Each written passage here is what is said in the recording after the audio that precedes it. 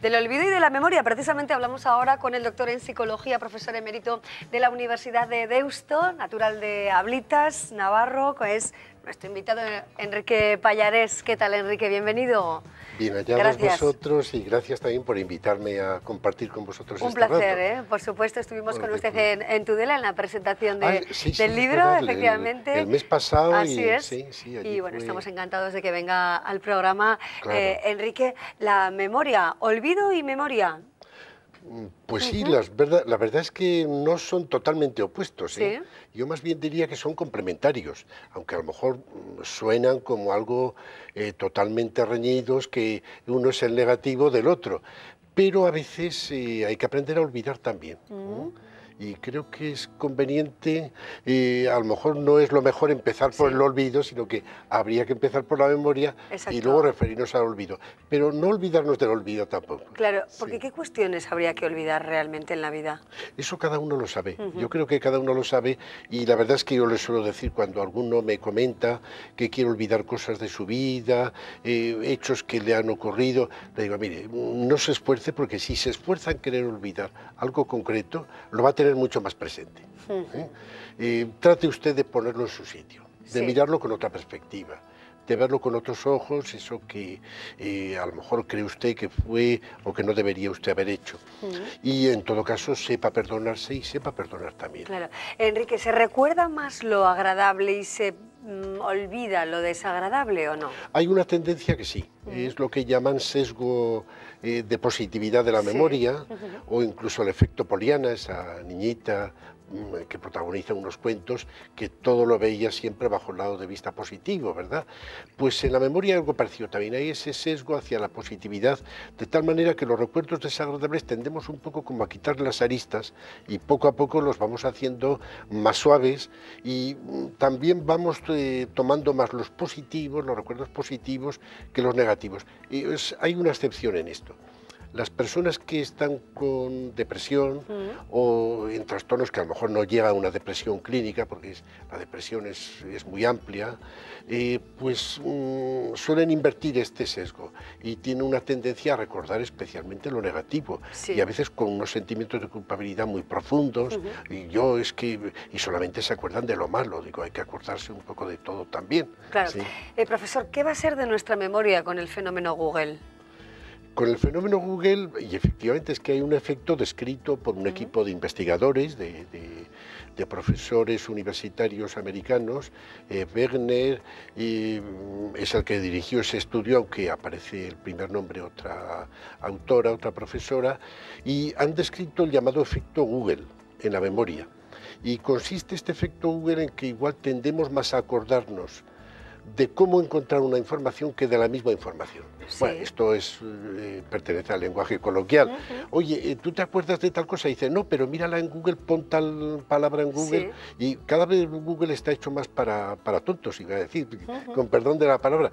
Cada vez facilita más las cosas. Claro. Entonces, por eso sí que puede plantear el acceso a tanta información como tenemos hoy, puede introducir algunos cambios en la memoria, pero claro, siempre... porque ya no recordamos o insistimos en nuestra memoria para saber el nombre y el apellido de una persona, su teléfono, que antes conocíamos todos los teléfonos, ahora casi nadie sabemos el móvil de nuestros amigos, porque ya están ahí, ¿no? Claro. El teléfono sí que lo podemos perdonar, porque no tenemos por qué aprenderlo, pero el nombre yo sospecho que nos gusta que no mire uno en la agenda a ver cómo nos llamamos cuando nos encontramos con él. Yo creo que hay nombres, ciertas informaciones. Un médico sospecho que no podrá dejar nunca de aprender los huesos, los músculos, porque si no los aprendiera... Aunque haya libros de consulta en internet, ¿no? Efectivamente, tiene que aprenderlos y tiene que pasar por el estudio de la anatomía y de la patología, y luego eso sí tendrá un formidable auxiliar en internet, en el ordenador, pero no se le va a perdonar que siempre diga, esto ya lo miro en internet. Claro. Profesor, ¿olvidamos más conforme nos hacemos más mayores, conforme envejecemos? ¿Memoria y envejecimiento siempre van de la mano? ¿O cómo podemos ayudar a nuestra memoria a que se mantenga joven y fresca, ¿no? Lozana. ¿Qué podemos hacer? Hay dos cosas aquí. La primera, la relación de memoria con envejecimiento.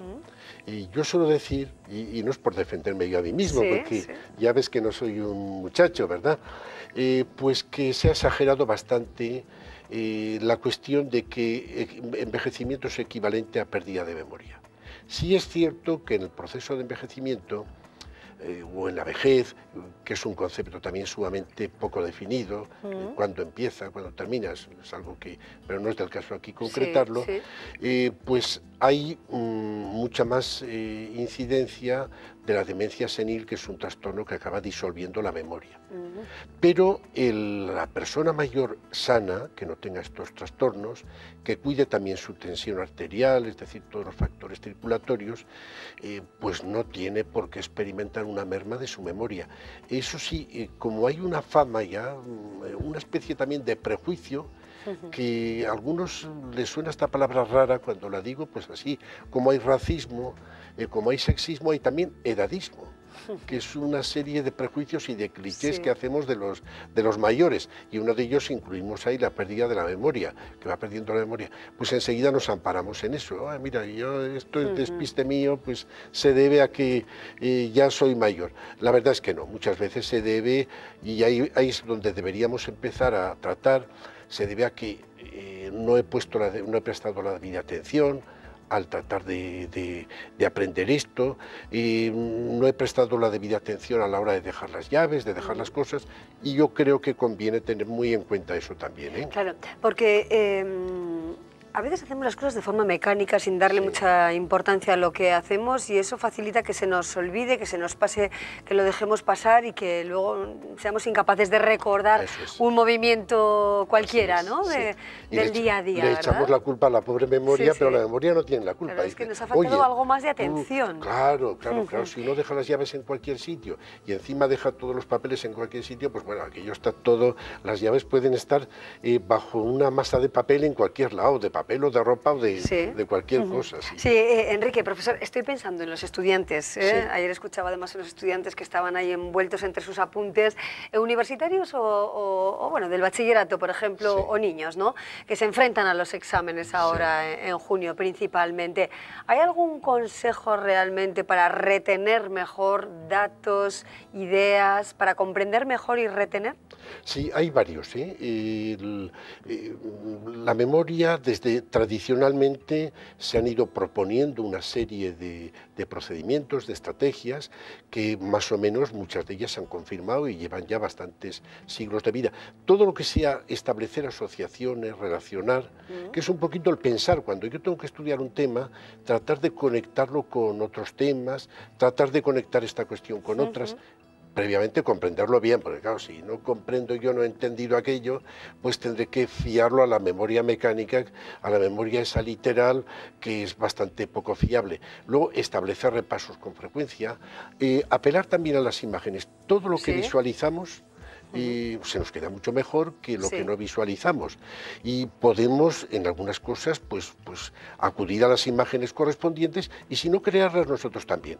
En nuestra imaginación es muy potente para eso, pero un estudiante a veces también tiene un pequeño problema, que es a la hora de recordar en el momento del examen, que son los nervios. Exacto, claro, que nos pueden jugar una mala pasada y dejarnos en blanco. Pero malísima pasada, porque es que la memoria nos puede fallar o puede fallar porque no hemos registrado bien lo que teníamos que aprender. ¿Y ahí qué puede intervenir? Por ejemplo, ¿la falta de sueño perjudica a la memoria? Puede perjudicar, puede en algunos, claro, hacer unos maratones que por sacar a lo mejor 5 horas más de estudio, descuidan el estado general de uno, que es fundamental.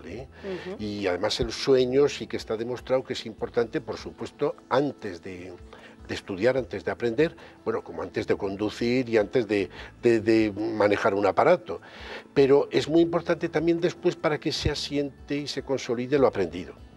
O sea, es decir, hay una serie de condiciones para el registro, para mantenerlo, como es, por ejemplo, el sueño, pero luego también para la recuperación, que puede ser el momento del examen, en el cual la ansiedad nos puede jugar una mala partida. Pero ¿por qué suele ser esta ansiedad en el momento del examen? Porque es que hay muchos que quieren acordarse en ese momento perfectamente, a la vez, de todo.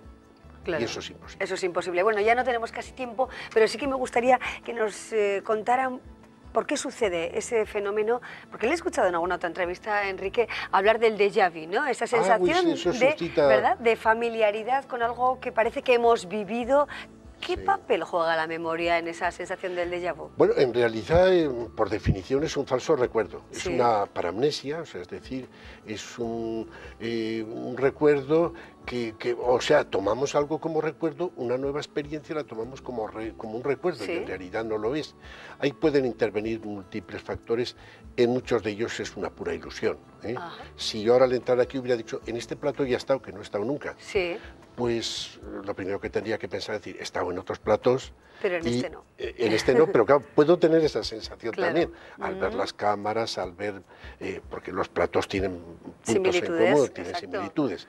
Bueno, puede ser debido a eso también. En algunos casos se puede deber a alguna alteración cerebral cuando es muy vivo, muy insistente. En casos de epilepsia puede ocurrir.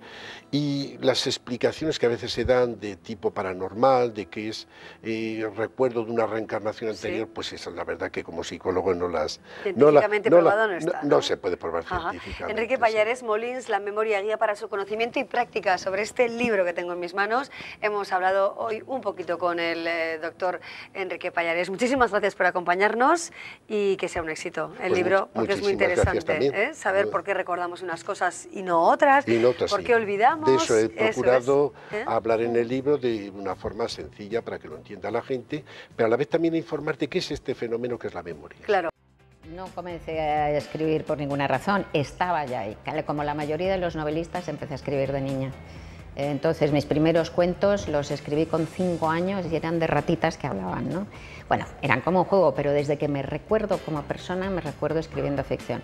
Por eso siempre digo que soy una escritora orgánica, porque para mí escribir es como beber o como respirar, ¿no?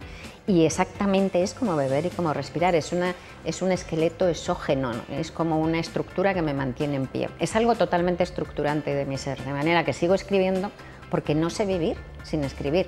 La pregunta sería al revés, ¿cómo me las apañaría para vivir sin escribir, ¿sabes? Estuve bloqueada una vez, después de mi tercera novela, 3 años, y fueron espantosos, era como si no pudiera sentir la vida. O sea que necesito escribir para soportar la existencia.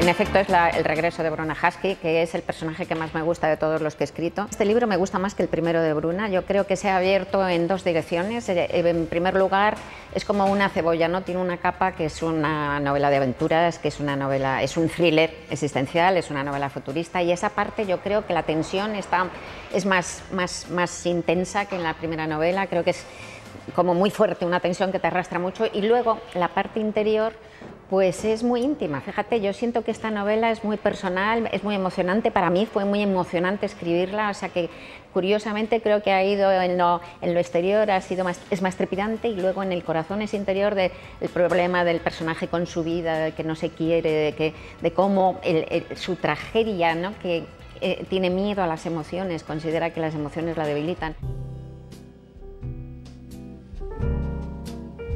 Yo creo que es una de mis novelas más realistas, ¿no?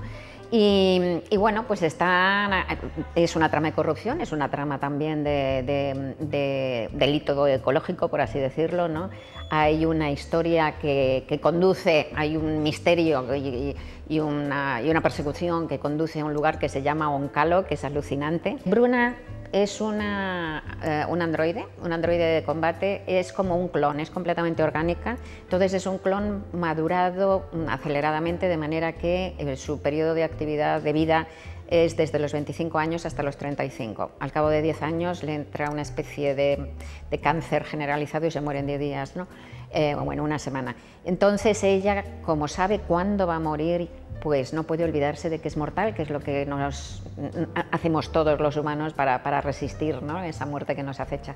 Y entonces pues es un ejemplo, es un símbolo perfecto de la gran tragedia del ser humano, que consiste en venir a este mundo tan lleno de ganas de vivir, con tantos deseos, con tanta ilusión, con un yo inmenso, porque nuestro yo lo ocupa todo, y en 2 parpadeos desaparecemos, en 2 parpadeos nos morimos, en otros 2 parpadeos se muere la generación siguiente y ya no quedará nadie ni siquiera que nos recuerde, ¿no? Entonces esa obsesión por la muerte de Bruna es el tema principal de la novela.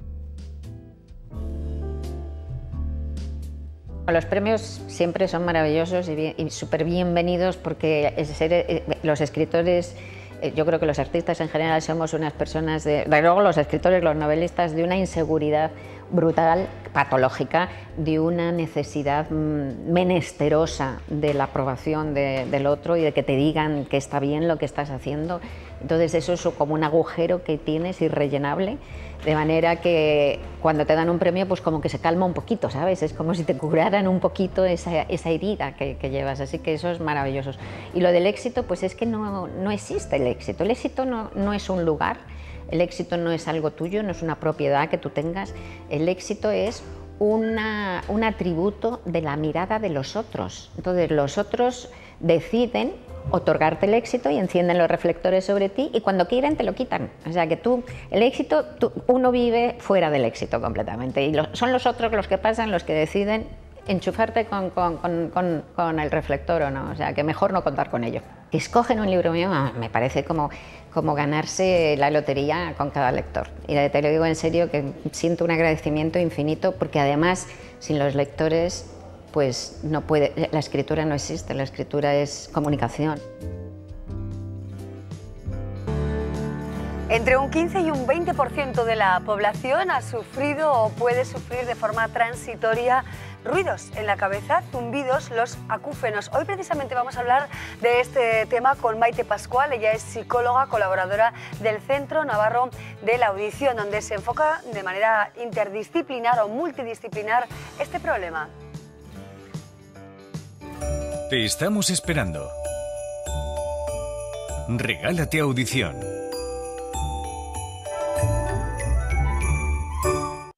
Sonidos intermitentes, ruido en la cabeza. Maite Pascual, ¿qué tal? Buenas tardes. Buenas tardes, Amalia. Gracias por acompañarnos. Bueno, ¿qué son los acúfenos? Sobre todo, ¿cómo se producen y cómo se siente la persona que padece, ¿no?, este zumbido constante o transitorio en la cabeza? Pues efectivamente, los acúfenos o tinnitus, que también se pueden llamar así, son unos sonidos que se pueden escuchar en un oído, en los dos, o a veces esa sensación en la cabeza. Y no hay una causa externa que lo provoca, es una sensación subjetiva que tiene la persona. A veces los pacientes hablan de zumbido, otras veces de pitido, de cascada, de viento. La naturaleza y la intensidad del acúfeno son muy diferentes en cada persona. Lo que sí hemos visto es que las personas que sufren acúfeno en gran porcentaje desarrollan trastornos de ansiedad, depresión, insomnio, que es lo que realmente les imposibilita para llevar una vida normal. O sea que van de la mano, ¿no? Esa percepción, como dices, subjetiva de esos ruidos en la cabeza, bueno, pues con nerviosismo, ansiedad y bueno, otra serie de cuestiones en la salud, ¿no? La causa fundamental de los acúfenos o tinnitus, ¿cuál es? Pues hay varias, tampoco se sabe con exactitud, pero hay posibles causas, por ejemplo, un trauma acústico, ¿no? Trabajar, por ejemplo, con muchos ruidos puede provocar un acúfeno, trastornos en las cervicales, la mandíbula, trastornos cardiovasculares. También algunos medicamentos ototóxicos que tienen entre sus efectos secundarios la generación de un acúfeno. Hay medicamentos para otros tratamientos, antibióticos, analgésicos, antidepresivos, ansiolíticos, que como efecto secundario pueden producir acúfenos. Claro. Es importante hablar de los tratamientos. ¿Tienen remedio? ¿Realmente vamos a tener que convivir con este ruido toda la vida? ¿Hay remedios naturales? No sé si va unido a la pérdida de audición, de capacidad auditiva, Maite. Bueno, con respecto a la pérdida, si va asociado a la pérdida de audición, no siempre. Es verdad que vemos personas que tienen un acúfeno y eso va asociado a una pérdida auditiva, o al revés, una pérdida auditiva que degenera en un acúfeno, pero hay muchas ocasiones en las que hay un acúfeno y no hay una pérdida auditiva asociada. Tratamientos, pues hay muchos, y depende un poco del paciente y del tipo de acúfeno que tenga, pues podemos utilizar unos u otros. Por ejemplo, cuando hay pérdida auditiva asociada, lo mejor es un audífono, porque cuando la persona pierde audición, escucha más el acúfeno. Por ejemplo, los pacientes que sufren de acúfeno suelen manifestar que cuando se van a la cama es cuando peor lo pasan, porque en ese silencio es cuando escuchan más el acúfeno. Entonces, bueno, en principio, si hay pérdida auditiva, el audífono vendría bien. Luego están los enmascaradores, que lo que hacen es provocar un ruido blanco que enmascara el acúfeno y el paciente deja de escucharlo. Hay terapia farmacológica, hay fármacos que se pueden utilizar para paliar los acúfenos. El láser, que ha demostrado también ser muy efectivo en pacientes con acúfeno reciente, de no más de 6 meses. En esos casos va muy bien el láser. Y luego la terapia psicológica, que es la que yo conozco, la que yo aplico, que también ha demostrado ser muy efectiva. ¿Se tiene que preocupar mucho una persona que de repente, bueno, pues padece esta dolencia, que puede ser consecuencia incluso de recibimiento de una mala noticia? ¿Verdad? Eso es curioso, ¿no? Quizá, bueno, pues hay un bloqueo también, ¿no?, en nuestro cuerpo y en nuestra mente, y eso puede desencadenar ese zumbido. Sí, es muy curioso, pero en algunas ocasiones vienen pacientes a la consulta que te dicen que saben exactamente desde cuándo tienen el acúfeno, ¿no? Estaban escuchando una mala noticia mientras sonaba un silbato, un pitido, una alarma, y ese sonido ha quedado pues en su cabeza, ya como para siempre. En ese caso el acúfeno sería más un síntoma de un trastorno psicológico, y en otros casos es el acúfeno el propio trastorno en sí mismo, o sea que hay diferentes variedades. El tratamiento psicológico, Maite, que desde luego es el que aplicas directamente, ¿no?, a los pacientes del Centro Navarro de la Audición, ¿en qué consiste? ¿Qué tipo de terapia se desarrolla? Pues lo que hacemos en terapia psicológica para el acúfeno es la habituación. Hay personas que se habitúan al acúfeno sin necesidad de nada, ¿no? Simplemente dejan de escucharlo, pero lo habitual es que se escuche y de hecho vuelva loca a la persona, ¿no? Lo escuche, le genere mucha ansiedad. Es importante decir que el acúfeno no se cura, no es algo que desaparezca, pero sí que se puede dejar de oír. Aquí, por ejemplo, está puesto el aire y podemos mantener una conversación sin que nos interfiera, podemos concentrarnos en una tarea perfectamente y no somos conscientes de que ese ruido está hasta que lo apagan, ¿no? Que en ese caso es, ¡ay, como qué tranquilidad! Claro. Entonces la terapia psicológica consiste en eso, en habituarse. También, ¿no? También, una de las cosas que se hace es la relajación, pero consiste en técnicas que ayuden a la persona a habituarse al acúfeno para que no lo escuche a pesar de que esté ahí, que eso es de lo que se trata. Claro, autohipnosis. También. Sí, lo que hacemos, bueno, cuando la persona llega a la consulta con un acúfeno, hacemos un estudio del estado de ánimo, de la personalidad, cómo le está influyendo el acúfeno, si es un acúfeno primario, es decir, si tiene que ver con un trauma sonoro, o tiene que ver con una causa física, o si al contrario es un síntoma de un problema psicológico. Una vez que detectamos qué tipo de acúfeno es y en qué tipo de persona, empezamos con el tratamiento, que tiene mucho que ver con técnicas de afrontamiento, de reestructuración cognitiva, enseñarle a pensar de otra manera, relajación, autohipnosis, y hacemos un poco la evaluación de todo esto hasta que al final la persona pues consigue habituarse. Generalmente, si no hay ningún otro trastorno asociado, que es raro que no lo haya, en aproximadamente 7 sesiones la persona ha conseguido habituarse al acúfeno y ya no lo escucha. Aproximadamente. Bueno, ¿qué empeora el acúfeno? ¿Qué debemos evitar? Lugares, por ejemplo, con demasiado ruido, entiendo que no favorecen, ¿no? Nada. De hecho, muchas veces las personas que no tenemos acúfenos, vas a una discoteca y cuando sales tienes ese zumbido, bueno, pues eso es transitorio, pero las personas que tienen acúfeno, lógicamente, eso es así siempre, todo el tiempo. Entonces, los ruidos fuertes no mejoran, el acúfeno al contrario. Una persona que tiene que trabajar en un ambiente muy ruidoso, pues es necesario que se ponga tapones o auriculares adecuados para filtrar el ruido y que no le afecte. Claro. Por ejemplo, hay otras cuestiones que me han llamado la atención preparando esta conversación, Maite: el abuso del alcohol, la nicotina, el consumo de drogas. También absolutamente descartado para este tema, ¿no? No favorece. En general, pero bueno, para este tema también, ¿por qué? Porque perjudica. Se ha visto que perjudica el acúfeno. Supongo que tendrá que ser tendrá que ver con algo con vasodilatadores, que son, ¿no?, estas sustancias excitantes, y eso no mejora, o sea, hace que el paciente lo escuche más. Antibióticos, aspirinas, ibuprofeno, todo esto. Hay algunos, la aspirina sí, la aspirina, hay algunos analgésicos, no todos, pero hay algunos analgésicos que sí son ototóxicos. Por eso es importante que la persona que sufre acúfenos, cuando va al médico, le diga a su médico que sufre de esta dolencia, para que el médico le pueda prescribir un antiinflamatorio, un antidolor, lo que sea, para que no tenga como efecto secundario el acúfeno, porque entonces lo empeoraría. Y empeora, por supuesto, también la dolencia El estrés. El estrés, muchísimo. Hemos visto que el acúfeno está muy relacionado con los estados de ánimo. Cuando una persona está bien, está tranquila, está relajada, lo escucha menos. En cuanto se estresa, aquello se multiplica. Entonces, una persona que sabe manejar su estrés y reducir sus niveles de estrés, reduce muchísimo la intensidad del acúfeno. ¿A quién afecta más? ¿A personas a partir de una determinada edad o la edad no es determinante en esta dolencia? No es determinante. Vemos personas de todo tipo, de todas las edades, niños, adultos, personas mayores, con pérdida o sin pérdida auditiva. O sea, no es algo de lo que nadie estemos a salvo, digamos. Sí.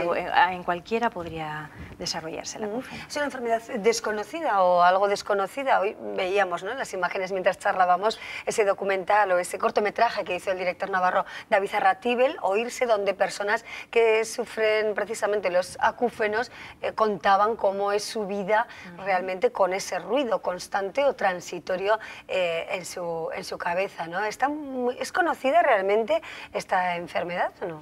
Pues generalmente a la gente a la que le afecta, cuando viene muy desconcertada, mucho, porque no sabe lo que pasa, me estoy volviendo loco, esto no es normal, nadie lo oye, solo lo oigo yo y no sé lo que me pasa. Es verdad que hay muchísimas entradas, si tú buscas por internet, hay muchísimas asociaciones, muchas entradas, se habla ya mucho y es una cosa que se ha estudiado ya, se han visto los tratamientos eficaces, pero todavía no es algo que se conozca muchísimo. Entonces la gente que lo padece y no sabe lo que es, se asusta mucho, ¿no? Porque parece que esto va a ser algo bastante más grave de lo que realmente es. Claro, bueno, pues hay algunos remedios, algunos tratamientos para paliar esta dolencia. Maite Pascual, muchísimas gracias por acompañarnos. Buenas tardes y feliz Navidad. Lo mismo. Muchísimas gracias, por supuesto. Abrimos así el programa con este tema relacionado con la salud y seguimos en clave navideña porque hoy, bueno, pues tenemos un programa especialmente dedicado a la Navidad. Estas Navidades, comunícate. Regálate audición y volverás a entender. Bueno, ¿qué les ha parecido nuestras historias, nuestras entrevistas y reportajes seleccionados para esta jornada para todos ustedes? Espero que hayan sido de su interés y que mañana sigan con nosotros a la misma hora. Aquí todo el equipo de Me Importas Tú, como saben, bueno, tratamos de seleccionar lo mejor para todos ustedes en estas Navidades 2015 y bueno, y año ya 2016, que vamos a disfrutar dentro de muy poquito tiempo. Seguiremos contándoles nuevas historias aquí en Navarra Televisión. Que disfruten, adiós.